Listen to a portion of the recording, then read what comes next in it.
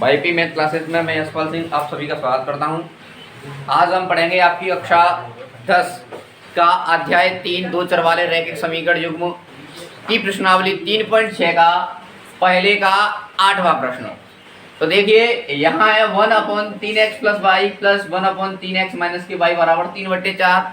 ये समीकरण नंबर 1 दिया हुआ है। और दूसरा है 1/2 कोष्टक शुरू 3x प्लस वाई माइनस 1/2 कोष्टक शुरू 3x माइनस के वाई बराबर माइनस के 1/8। तो हम प्रश्न के माध्यम से देख पा रहे हैं कि हमें मानना पड़ेगा 1/3x प्लस वाई। यहाँ भी है 1/3x प्लस वाई, यहाँ 1/3x माइनस के वाई 1/3x माइनस के वाई। तो देखो माना, अच्छा जो आपको दिखे नीचे दोनों प्रश्नों में यानी दोनों समीकरणों में जो दिखे आपको इसको मान सकते हैं उसे ही मान लेंगे। तो देखो माना 1/3x प्लस वाई बराबर a और 1 ये क्या है 3x माइनस के वाई, तो 3x माइनस के वाई बराबर b। बोलो इतनी सी बात समझ में आई? दिख रहा है ना आपको इधर से? नहीं दिख रहा? तो आप ऐसे स्थान पर बैठेंगे, देखे है ना। देखिए 1/3x प्लस वाई की यहाँ पे मैं क्या लिखूंगा a प्लस 1/3x माइनस के वाई की यहाँ पे क्या लिखेंगे b बराबर 3/4। समझ में आ गया? 1/3x प्लस वाई की यहाँ पे a 1/3x माइनस के वाई की यहाँ पे b बराबर 3/4। इसको नया समीकरण रख देंगे नंबर 3। इतनी सी बात समझ में आई? इसी प्रकार आगे देखेंगे तो 1/3x प्लस वाई की जगह पे क्या लिखेंगे a, लेकिन इसके नीचे 2 है तो आज भी हमें 2 नीचे लिखना पड़ेगा a/2 minus 1/3x minus Y की जगह पे क्या लिखेंगे b/2 बराबर माइनस के 1/8। समीकरण नंबर 4। बोलो इतनी सी बात समझ में आई? 1/3x प्लस वाई की जगह पे a/2 की जगह पे 2 माइनस 1/3x माइनस के वाई की जगह पे b/2 की जगह पे 2 बराबर माइनस के 1/8। अच्छा अब देखो इसको थोड़ा सा और सरल करेंगे तो 2 क्या आ जाएगा, यहाँ एलसीएम आ जाएगा। 2 एकम 2 एक बार और 1 का a से गुणा करेंगे तो a माइनस 2 एकम 2 एक बार 1 का b से गुणा करोगे तो b बराबर माइनस के 1/8 हो जाएगा। इतना था क्लियर? अब देखिए 2 से 8 को काट सकते हैं कितनी बार? 4 बार।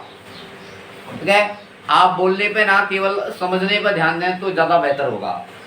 अब देखो ये एक बार कटा और a माइनस के b का 4 से गुणा होगा। कैसे गुणा होगा? 4 से गुणा होगा। तो मैं 4 से गुणा लिख लूंगा a माइनस b बराबर, और 1 का 1 से करेंगे तो 1 एकम और प्लस का माइनस से करेंगे तो माइनस। 4 का अंदर गुणा करेंगे तो 4a माइनस 4b बराबर माइनस के 1। समीकरण नंबर क्या हो जाएगा ये? 5। अरे 5 ही होगा, 4 के बाद 5 आता है। समझ में आया ना इतना? अच्छा अब देखिएगा, अब हम समीकरण 3 और समीकरण 5 को हल करेंगे। इतनी सी बात समझ में आएगा, है ना? द्वारा देखेंगे तो देखो यहाँ से a/2 माइनस b/2 बराबर माइनस के 1/8 हो रहा है। तो 2 और 2 का एलसीएम लेंगे तो 2 हो जाएगा, और 2 एकम 2 एक बार 1 का a से गुणा करेंगे तो a माइनस 2 एकम 2 एक बार 1 का b से गुणा करेंगे तो b बराबर माइनस के 1/8। और 2 से 8 को काट देंगे 4 बार, तो 4 का इसके साथ में बज्र गुणा हो जाएगा। अंश बटे हर बराबर अंश बटे की कंडीशन पर बज्र गुणा करेंगे। 4 का इससे गुणा करेंगे तो 4a और 4b और 1 एकम 1। समीकरण 3 और 4 में हम विलोपन लगाने की कोशिश करेंगे। तो ये 4b है और ये b है। तो समीकरण 3 में क्या किया जाए, 4 का गुणा कर दे ताकि ये 4 नीचे वाला ना ये भी क्या हो जाएगा, यहाँ से खत्म हो जाएगा, कट जाएगा। देखो कैसे, तो मैं कहूँ समीकरण 3 में 4 का गुणा करने पर समीकरण 3 इंटू 4 है ना। ये समीकरण 3 है, समीकरण 3 का गुणा किसके साथ में कर रहे हैं? 4 के साथ में। तो समीकरण 3 का 4 के साथ में गुणा कर रहे हैं तो क्या आ जाएगा जी? 4a प्लस 4b बराबर 3/4 का 4 से गुणा करेंगे तो 4 से 4 कट जाएगा, क्या बचेगा 3। समीकरण नंबर 6 और 5 ये है, 5 को इसके नीचे लिख देंगे। 4a माइनस 4b बराबर माइनस के 1, ये आपका 5 है।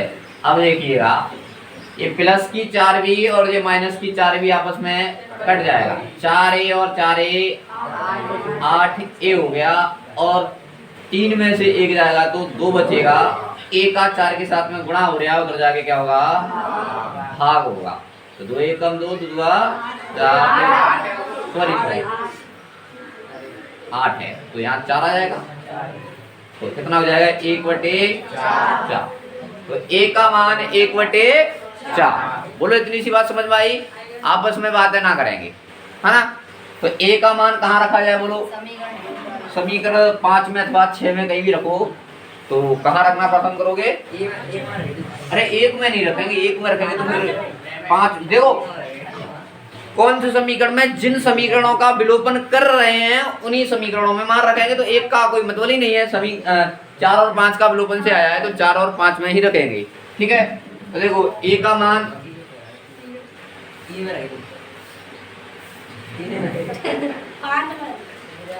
हाँ 3 में रख सकते हैं, परेशान ना हो। 3 को ही गुणा करके बनाया है, लेकिन अच्छा 3, अच्छा चलो 3 को रखो। 3 भी विलोपन से आया ना। 3 क्या है मेरा? a प्लस b बराबर 3/4 है।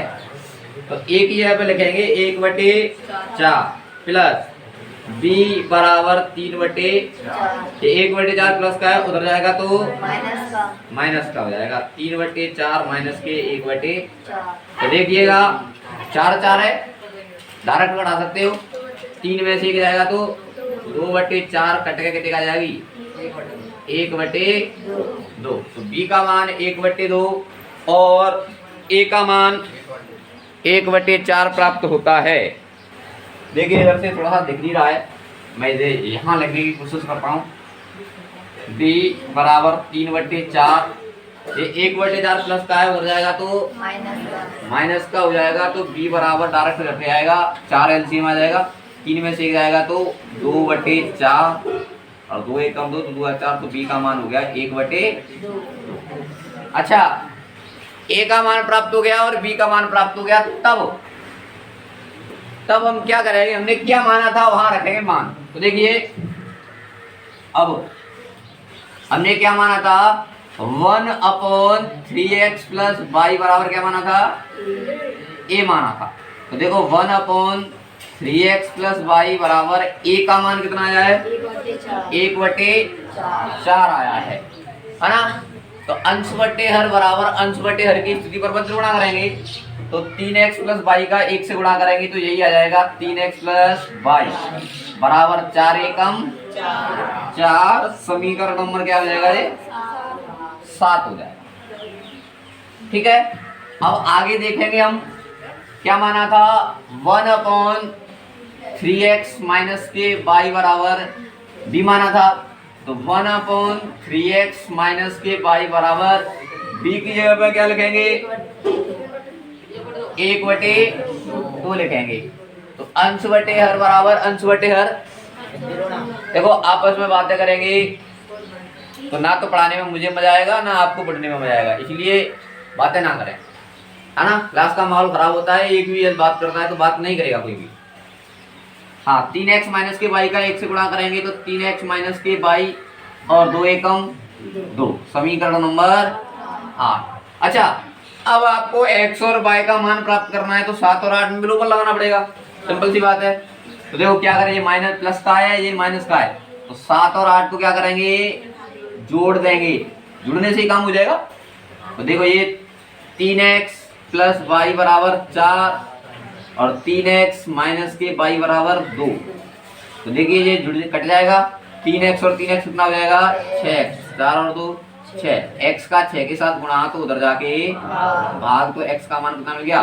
1। x का मान 1 मिल गया तो x का मान कहाँ रहोगे? 7 अथवा 8 में। तो x का मान गया ना। हाँ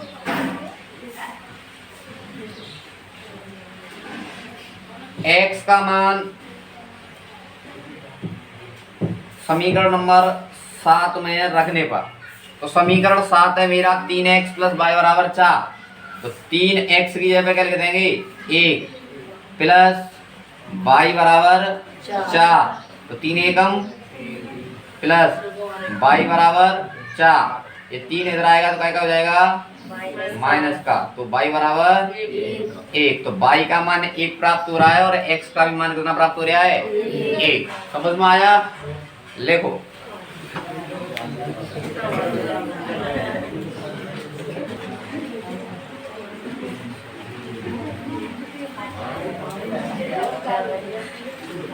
अब पढ़ेंगे 3.6 के दूसरे का पहला सवाल। तो बड़ा इंटरेस्टिंग सवाल है, थोड़ा गौर से समझेंगे। प्रश्न में कहा गया है कि ऋतु धारा के अनुकूल 2 घंटे में 20 किलोमीटर तैर सकती है तथा धारा के प्रतिकूल 2 घंटे में 4 किलोमीटर तैर सकती है। तो ऋतु की स्थिर जल में चाल तथा धारा की चाल ज्ञात कीजिए, यही पूछा गया है ना। हाँ, तो माना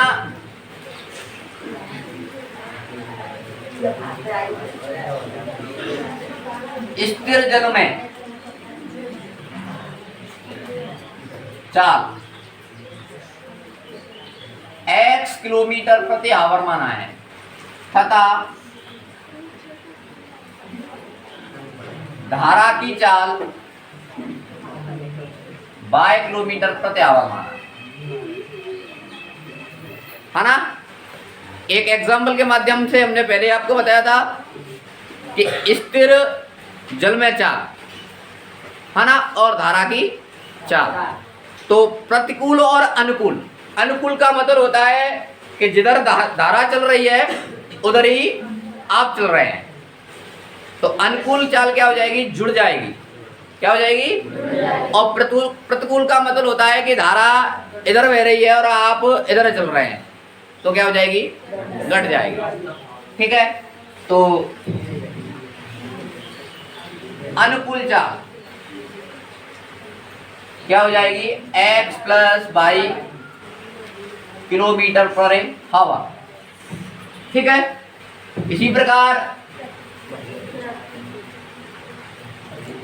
प्रतिकूल चाल हो जाएगी x माइनस के वाई किलोमीटर पर आवर। हाँ, पहले समझाया था। प्रतिकूल का, अनुकूल का मतलब होता है, मानो ये नदी बह रही है और ये नदी के बहने की दिशा है इधर, और आप भी क्या कर रहे हैं, इधर ही चल रहे हैं। ठीक है, तो धारा की चाल, जो पानी चल रहा है उसकी चाल में, और आपका कुछ आप बल लगा रहे हैं उसकी चाल, तो इधर चल रहे हैं तो चाल क्या हो जाएगी, जुड़ जाएगी, बढ़ जाएगी ना। और नदी इधर चल रही है और आप इधर जा रहे हैं तो चाल क्या होगी, घट जाएगी। सीधा सीधा सा एग्जाम्पल है, जब आप साइकिल से जाते हैं, जिधर की तरफ हवा चल रही है तो उधर की तरफ थोड़ी आसानी महसूस होती है। क्यों? क्योंकि चाल क्या हो जाती है, जुड़ जाती है। हवा की चाल प्लस जो आप चल रहे हैं उसकी चाल क्या हो जाएगी, जुड़ जाएगी। तो वो अनुकूल स्थिति मानी जाती है ना, अनुकूल। प्रतिकूल का मतलब हवा इधर चल रही है और साइकिल आप इधर से चला के ला रहे हैं, तो थोड़ा अधिक बल लगाना पड़ता है, अर्थात चाल घट जाती है तब। ठीक है, तो वो प्रतिकूल स्थिति होती है। इतनी सी बात समझ में आई? हाँ, तो देखिए समझ में नहीं आता है, और कई विद्यार्थियों का ये रिजल्ट आता है कि वीडियो में समझ में नहीं आता है। अच्छा, समझ में जब आएगा जब आप पहले पुरानी वीडियो को देखेंगे। वहाँ क्या है, शुरुआत से बताया गया है कि एग्जाम्पल को कैसे विलोपन करते हैं, कैसे प्रतिस्थापन करते हैं, विध्रुवण, सभी क्लासों को देखेंगे आप शुरुआत से, तब समझ में आएगा। और इसी प्रकार से आज ही कोई क्लास में आके विद्यार्थी बैठा हो और वो बोले कि मेरी समझ में नहीं आ रहा है, तो नहीं आ पाएगा। उसको पुरानी क्लासेस ली होंगी, शुरुआत से आ रहा होगा, तभी समझ में आएगा। तो वीडियो को देखने वालों से ये रिजल्ट मिलता है कि समझ में नहीं आ रहा, समझ में तब आएगा जब आप पहले पुरानी वीडियो को देखें। ठीक है, तब समझ में आएगा आज की वीडियो, क्योंकि शुरुआत की देखें पहले।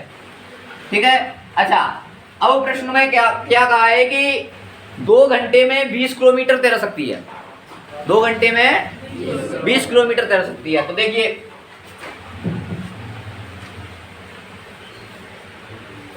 समय दिया गया है हमें, समय का सूत्र होता है दूरी बटे 4।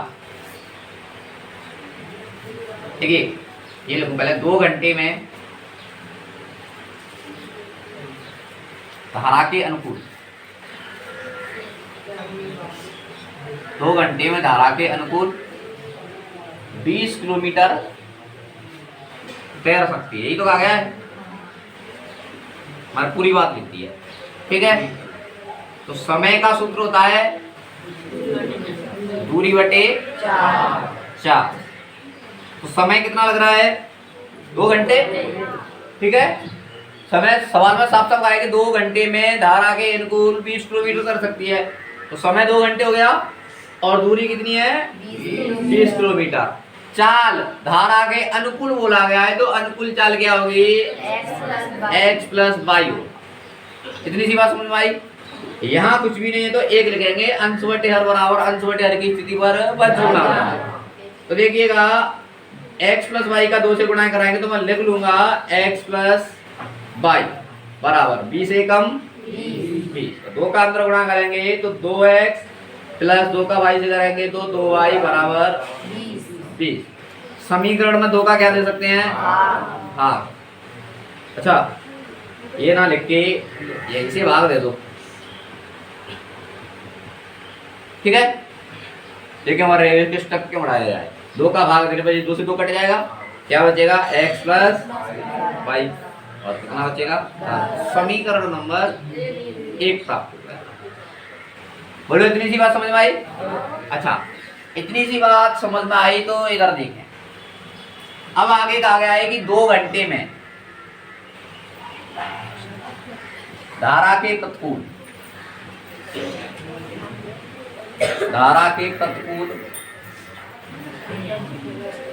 4 किलोमीटर कर सकते हैं।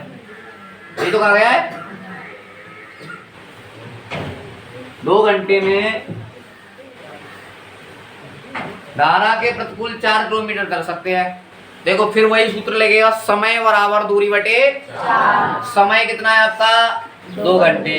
दूरी कितनी हुई? 4 किलोमीटर। और 4 क्या हो जाएगी? धारा के प्रतिकूल। तो प्रतिकूल के लिए चाल x माइनस के y हो जाएगी।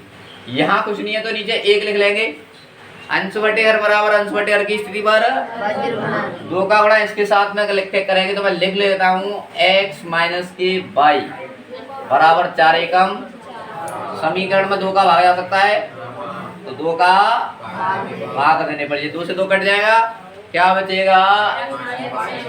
x माइनस के y बराबर 2। समीकरण नंबर 1 और 2 में विलोपन के माध्यम से हल कर सकते हैं। तो 1 में माइनस का प्लस है, ये प्लस की y है और ये माइनस की y है, तो आपस में क्या हो जाएंगे? जुड़ जाएंगे। तो मैं लिख सकता हूँ समीकरण 1 और समीकरण 2 को जोड़ने पर। तो समीकरण 1 है मेरा x प्लस वाई बराबर 10 और x माइनस के y बराबर 2। तो देखिएगा ये कट जाएगा, x और x कितना हो जाएगा? 2x बराबर 10 और 2 12। तो x का 2 के साथ गुणा हो रहा है तो उधर जाके भाग हो जाएगा। तो कितना आ गया? 6। x का मान कारक है 1 में अथवा 2 में। 1 क्या है? x प्लस वाई बराबर 10 है। चल 3 अपने घर से ले आना, लेना ऐसे बोला 3 में रखे। 3 कहाँ है? अच्छा ध्यान नहीं लो, 6 उधर जाएगा तो क्या हो जाएगा? माइनस का। तो वाई बराबर 4। अतः हमने स्थिर जल में चाल क्या माना था? x और x का मान कितना है? 6 किलोमीटर पर है। सही है ना? 8 हो गए, सही है, ठीक। हाँ और धारा की चाल y बराबर 4 किलोमीटर पर है हवा। बोलो समझ में आया? तो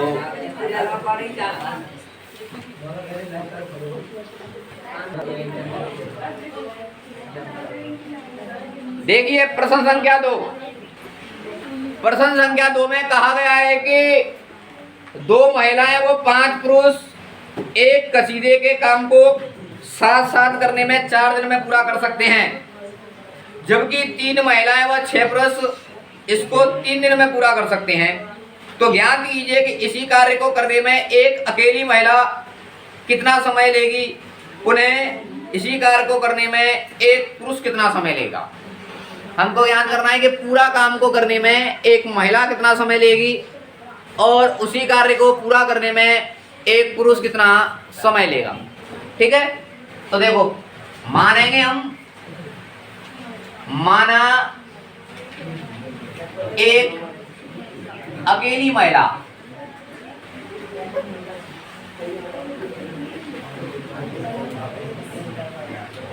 को कार्य करने में, आवाज नहीं करेंगे, लगा समय, मान लिया x दिन, है ना। एक अकेली महिला को कार्य करने में मैंने x दिन मान लिया, x दिन, ठीक है।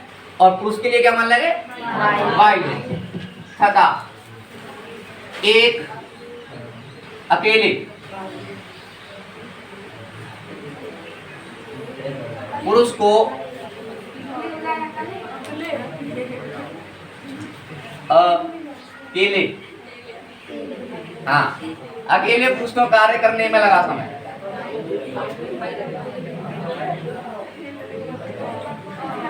अच्छा, आज सभी कृष्ण जन्माष्टमी है तो केले खाएं, इसलिए कह रहे केले, है ना। हाँ, शांत रहेंगे, शांत रहेंगे, आवाज नहीं है, आवाज नहीं। अच्छा, मैंने माना है कि एक महिला उसी कार्य को x दिन में पूरा कर पाएगी और एक पुरुष उसी कार्य को y दिन में पूरा कर पाएगा। तो देखिए, अब हम ज्ञात करेंगे कि हमें ये तो पता चल गया कि एक महिला x दिन में काम पूरा कर पाती है, तो एक महिला की एक दिन की कार्य क्षमता निकालेंगे। एक महिला की एक दिन की कार्य क्षमता, तो देखो एक महिला की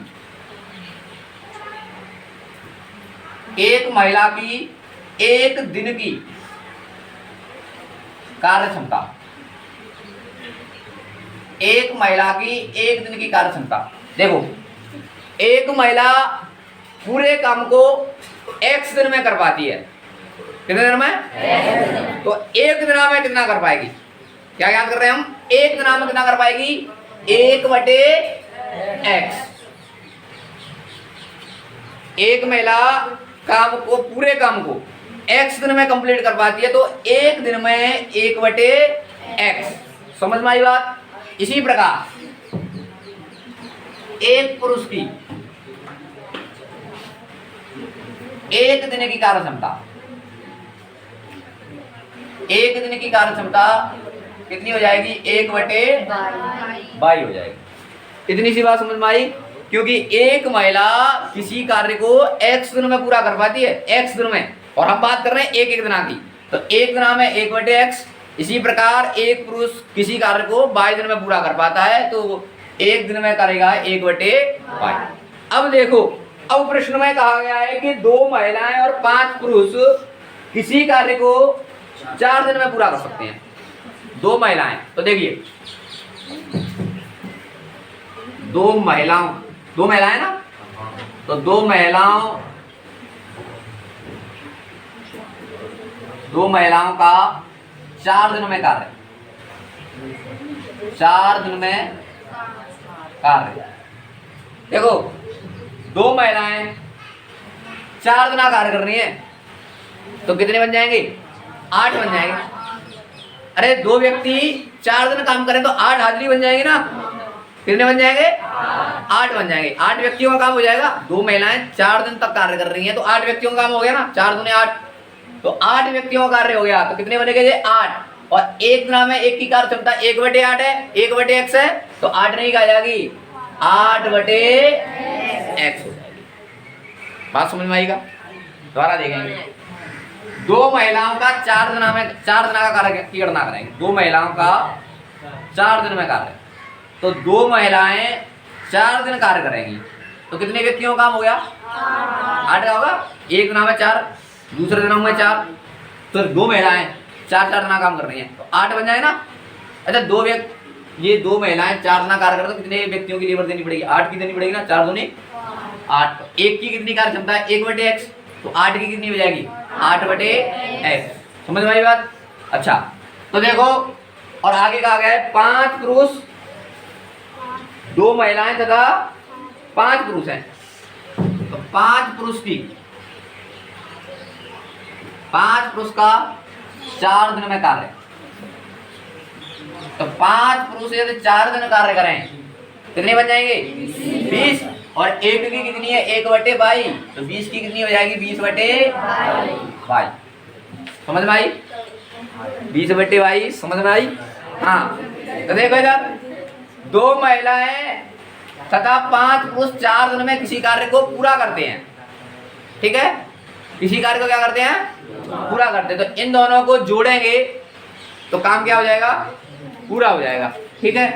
तो 8/x प्लस 20/22 बराबर क्या हो जाएगा? 1 हो जाएगा। समझ में आ रहा ना? ऐसे ही होगा ना? हाँ ऐसे ही होगा। हाँ 8/x प्लस 20/y बराबर कितना हो जाएगा? 1 हो जाएगा, ठीक है? अब देखो इसको क्या जोड़ते हैं? यही समीकरण नंबर 1। समझ में आई बात? अच्छा फिर देखो केस स्पष्टता दे, केस सेकंड में क्या कहा गया है? जबकि 3 महिलाएं एवं 6 पुरुष इसको 3 दिन में पूरा कर सकते हैं, तो 3 महिलाएं कितने दिन काम कर रही हैं? 3 दिन, ठीक है? तो 3 महिलाएं 3 महिलाओं का 3 दिन में कार्य, 3 महिलाओं का 3 दिन में कार्य, तो कितनी महिलाएं हो जाएंगी? 9। और एक की कार्य क्षमता 1/x, तो 9 की 9/x। 3 महिलाएं और 6 पुरुष हैं, 6 पुरुष का 3 दिन में कार्य, तो 18/22। तो ये दोनों मिलके कार्य को क्या करते हैं? पूरा। तो जोड़ के कितना आ जाएगा इनको? 1। तो 9/x प्लस 18/22 बराबर 1, समीकरण नंबर 2। अब गौर से देखेंगे इधर, इतनी सी बात समझ में आ गई? दोबारा सुनेंगे पूरी बात। प्रश्न में कहा गया है कि 2 महिलाएं तथा 5 पुरुष 4 दिन में काम पूरा करते हैं। अच्छा इतनी सी तो बात समझ में आ रही होगी यहाँ तक? तो 2 महिलाएं 4 दिन कार्य करेंगी तो 8 संख्या हो जाएगी उनकी, और एक की कार्य क्षमता 1/x है तो 8 की क्या आ जाएगी? 8/x। इसी प्रकार 5 पुरुष 4 दिन में कार्य करते हैं, तो 5 पुरुष का 4 दिन कार्य है, तो 5 चौक 20। एक की कार्य क्षमता 1/22 है तो 20 की कितनी हो जाएगी? 20/22। सीधी बात है, 5 पुरुष 4 दिन काम करेंगे तो 20 आदमी हो गए ना।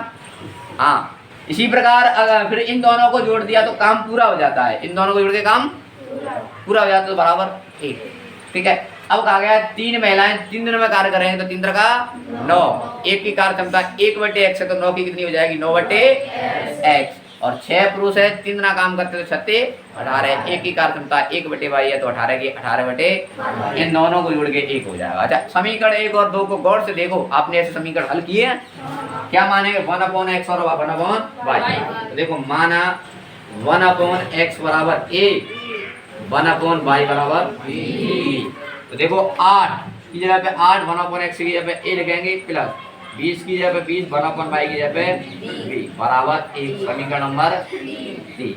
अच्छा इधर ध्यान देंगे, ये क्या हो जाएगा? 9a प्लस 18b बराबर 1, समीकरण नंबर 4 हो जाएगा। अच्छा कैसे घटा दे? लूपन करना पड़ेगा अभी। ऊपर 9 को गुणा, नीचे 8 को गुणा। ऊपर तो 9 को गुणा, नीचे 8 को गुणा। इधर देखेंगे 9 को गुणा करें 9 8 72 प्लस 9 दूने 18, 180 b बराबर 9 एकम 9। इसका 8 से गुणा करें तो 8 राम 72, आवाज नहीं करेंगे बस तुम, और 18 8 अच्छा 8 8 64 की 4 हाथ से लागी 6 और 8 1 8 8 और 6 14 बराबर 8 1 8 घटाएंगे तो माइनस माइनस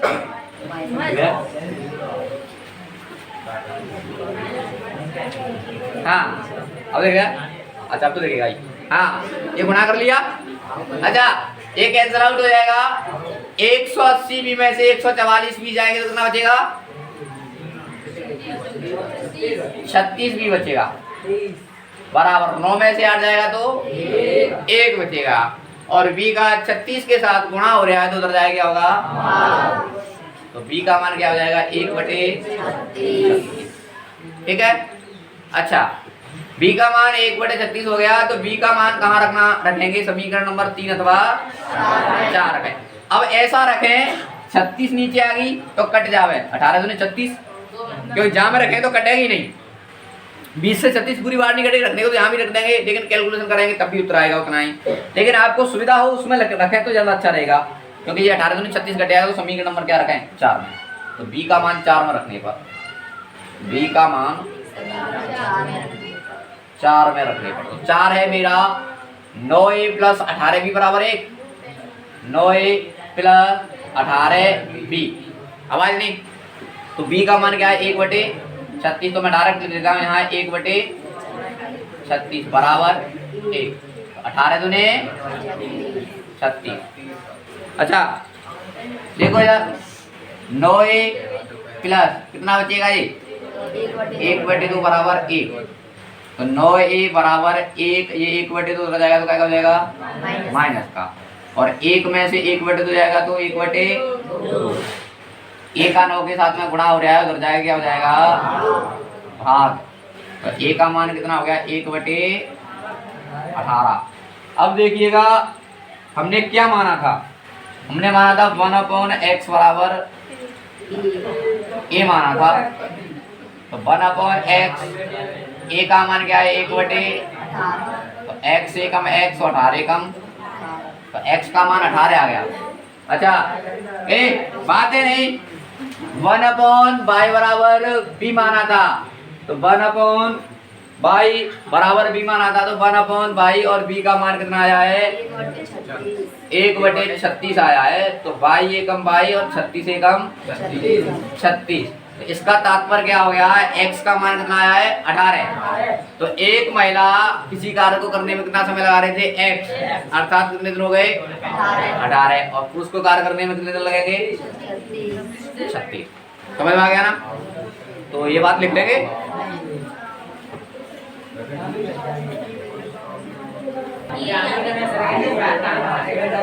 हाँ अब देखेंगे तीसरा प्रश्न। आवाज नहीं करेंगे। तीसरे प्रश्न में कहा गया है कि रूही 300 किलोमीटर दूरी पर स्थित अपने घर जाने के लिए कुछ दूरी रेलगाड़ी के द्वारा तथा कुछ दूरी बस के द्वारा तय करती है। यदि वह 60 किलोमीटर रेलगाड़ी द्वारा तथा शेष बस द्वारा यात्रा करती है तो उसे 4 घंटे लगते हैं। यदि वह 100 किलोमीटर रेलगाड़ी से तथा शेष बस से यात्रा करे तो उसे 10 मिनट अधिक लगते हैं। तो रेलगाड़ी एवं बस की क्रमशः चाल ज्ञात कीजिए। देखिए माना रेलगाड़ी की चाल x किलोमीटर पर आवर तथा बस की चाल y किलोमीटर पर आवर। देखिए यहाँ दूरी किलोमीटर में और समय घंटे में दिया है इसलिए किलोमीटर पर आवर मान रहे हैं। यदि दूरी मीटर में है और समय सेकंड में अथवा मिनट में दिया हो जो दिया है उसी के हिसाब से मानेंगे। इस बात का बेहद ध्यान रखना। ठीक है। अच्छा अब कहा गया है कि रूही कुल 300 किलोमीटर की यात्रा करती है। तो देखिए कुल दूरी है 300 किलोमीटर। प्रश्न में कहा गया है पहली कंडीशन केस फर्स्ट में कहा गया है कि वह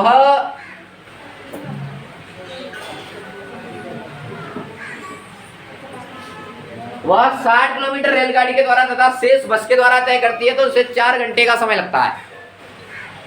60 किलोमीटर रेलगाड़ी के द्वारा, तो देखिए 60 किलोमीटर रेलगाड़ी के द्वारा तय करने में लगा समय, तो समय का सूत्र होता है दूरी बटे 4। तो दूरी कितनी है मेरी 60 किलोमीटर और 4, आपस में बात ना करें, समझ लो इसको कोई भी हो। हाँ, दूरी बटे 4, तो रेलगाड़ी की चाल क्या है x, तो क्या हो जाएगा 60 बटे x। अच्छा, ये कहा गया है कि 60 किलोमीटर रेलगाड़ी के द्वारा तथा शेष बस के द्वारा, टोटल दूरी 300 है, तो शेष कितना बचेगा 240। तो देखिए शेष दूरी यानी कि 300 में से 60 को बढ़ा देंगे तो कितना बचेगा 240 किलोमीटर बस के द्वारा तय करने में लगा समय, तय करने में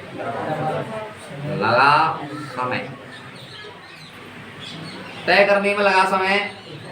अच्छा, तो कितना बचा 240 दूरी, समय का सूत्र दूरी बटे 4, तो 240 बटे बस की चाल क्या है बाई, तो 240 बटे बाई हो जाएगा। अच्छा, ये समय और ये समय कितना है 4 घंटे, कितना है 4 घंटे का समय है।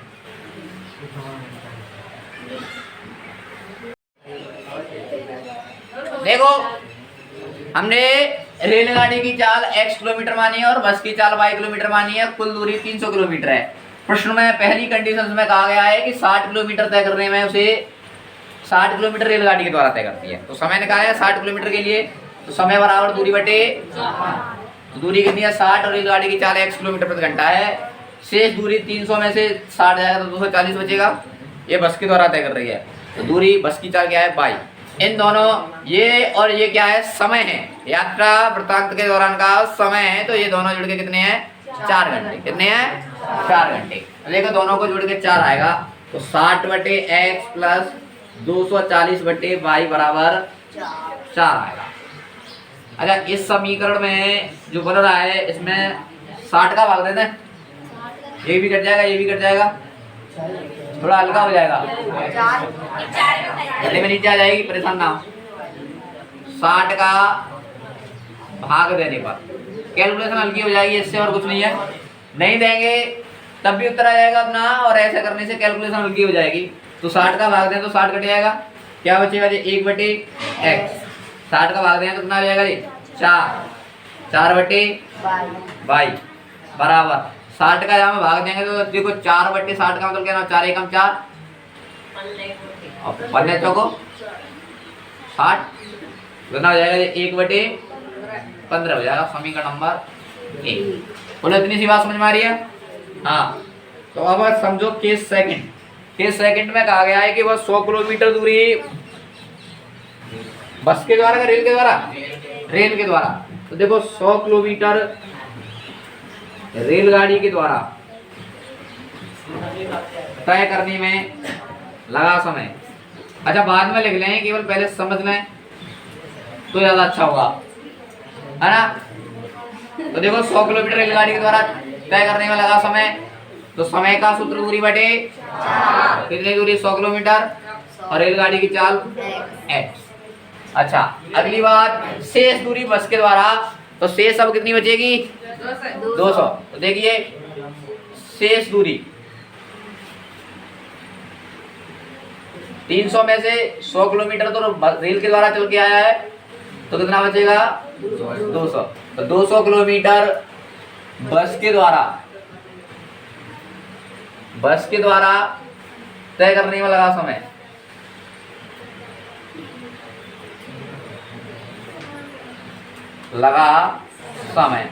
तो देखिएगा समय का सूत्र दूरी बटे 4 होगा, तो दूरी कितनी है हमारी 200 और चाल कितनी है 22, तो क्या हो जाएगा 200/22। अच्छा अब कहा गया है कि दूसरी कंडीशन में कहा गया है ये समय और ये समय जुड़ के पहले से 10 मिनट आगे लगती हैं। तो देखिए 100/x प्लस 200/22 10 मिनट अधिक लगती हैं। पहले कितना समय लगता था 4 घंटे, तो अब कितना लगेगा 4 घंटे 10 मिनट। कितना लगेगा 4 घंटे 10 मिनट का समय लगेगा।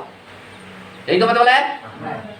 तो देखिएगा तो 100/x प्लस 200/22 4 घंटे 10 मिनट को घंटे में बदलेंगे, 60 का भाग देना पड़ेगा क्योंकि एक इकाई कैसी होनी चाहिए एक जैसी होनी चाहिए। ये घंटे को मतलब 4 की जगह 4 10 मिनट को घंटे में बदलेंगे तो 60 का क्या लगेगा भाग। 1 0 से 1 0 कट जाएगा। तो देखिएगा 100/x प्लस 200/22 तो 6 चौक 24 है 25/6 कितने का भाग देते हैं 25 का। चलो 25 का देते हैं। तो 25 चौके 100 4/x अरे आवाज नहीं करेंगे प्लस 8/y 1/25 से 25 घटाया तो 1/6 बचेगा। अच्छा देने को तो 100 का भी दे सकते थे लेकिन कोई दिक्कत नहीं, आपने ऐसा पसंद किया तो ठीक है। समीकरण नंबर 2 1 और 2 में देखे 1/x 1/y 1/x 1/y मानना पड़ेगा। तो माना 1/x बराबर a और 1/y बराबर ठीक है ना।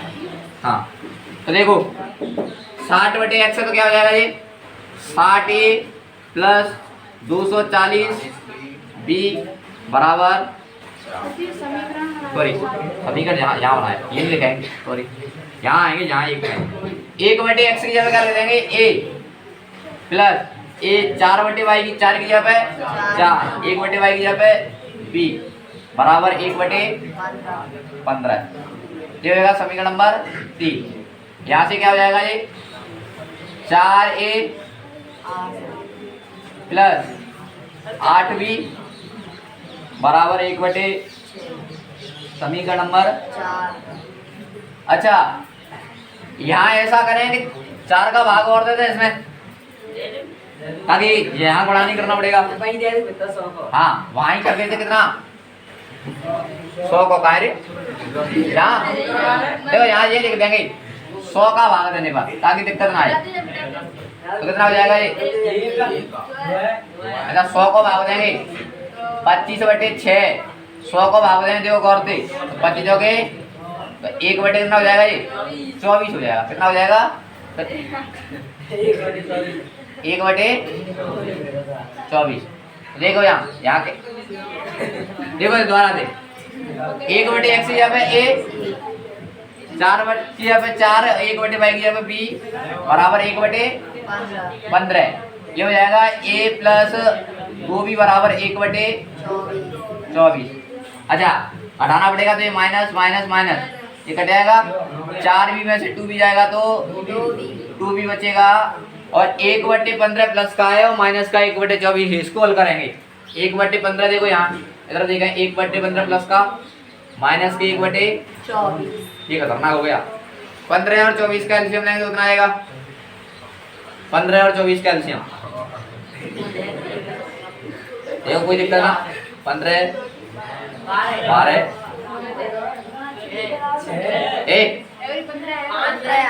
रुक जाए तब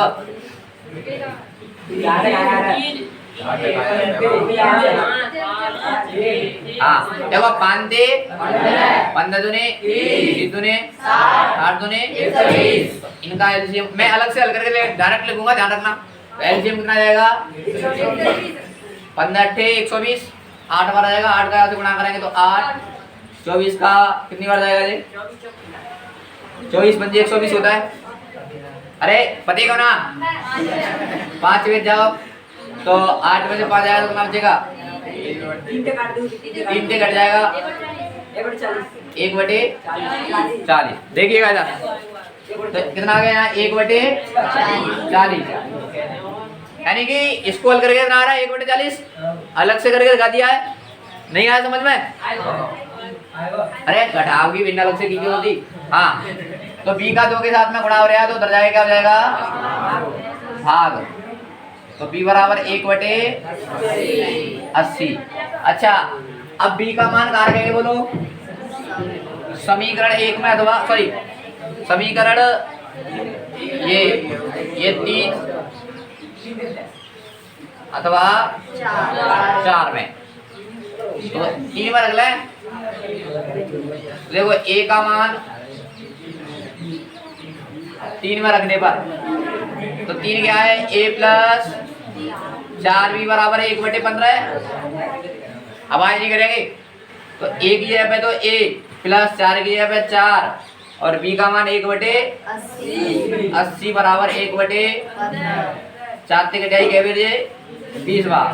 तो a बराबर 1/15। अच्छा 1/20 बचेगा, प्लस का है ड्रैगन का हो जाएगा माइनस का 1/20 हो जाएगा। अच्छा इसको हल कराए 15 और 20 का एलसीएम कितना आ जाएगा? 60। हाँ 60 आएगा तो 15 चौको 4 बार 4 का से गुणा करें तो 4 माइनस 20 चौके 20 दिया 60 3 बार 3। देखो a बराबर क्या बचेगा? 1/60 बचेगा। अच्छा हमने क्या माना था? अब देखो 1/, कहाँ माना था? ये रहा 1/x बराबर क्या माना था? a। तो 1/x a का मान 1/x बराबर क्या हो जाएगा? 60। और 1/y बराबर क्या माना था? b। तो 1/y और b का मान कितना आया है? 1/80। तो y बराबर क्या हो जाएगा? अतः रेलगाड़ी की चाल 60 किलोमीटर प्रति घंटा और बस की चाल 80 किलोमीटर प्रति घंटा। एक बार चेक करना है ये अंदर, सही है? देखो तो